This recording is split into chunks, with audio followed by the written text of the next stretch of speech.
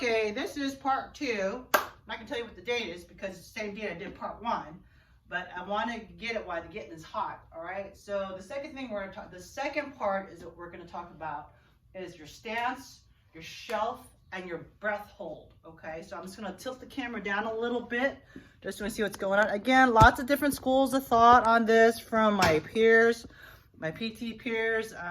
Some people are a big proponent of tripoding, you know, with pressure to the pinky toe area, the forefoot, and the ball of the first metatarsal head, and the heel in regular English.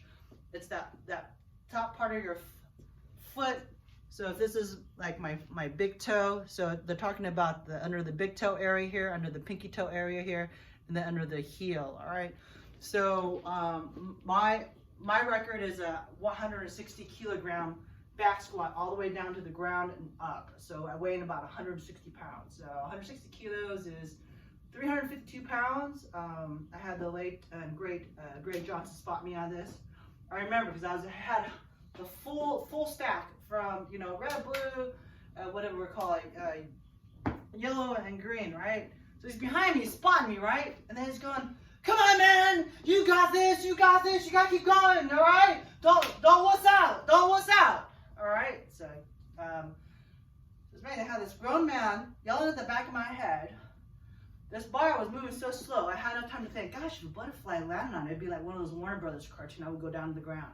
But I did it, and I did not use the tripod method. I'm sorry if I'm going to be bashing a lot of people out there. Again, my credentials, I'm a 54-year-old retired weightlifter of 30 years, and I'm still a physical therapist.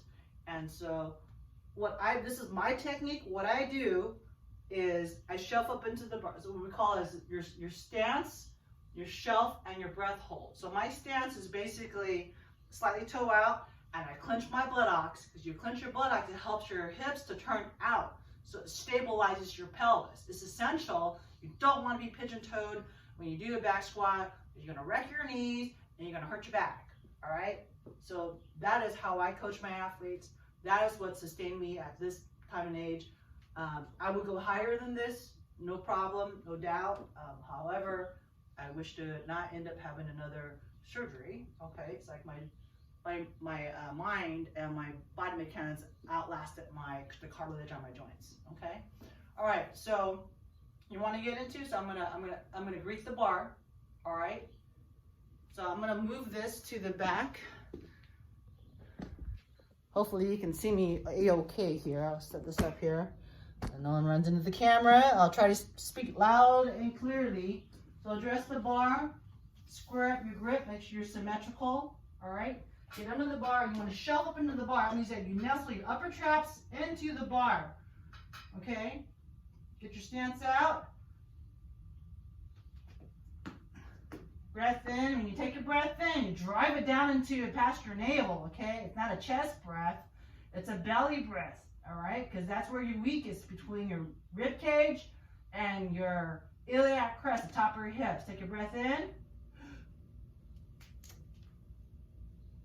Okay.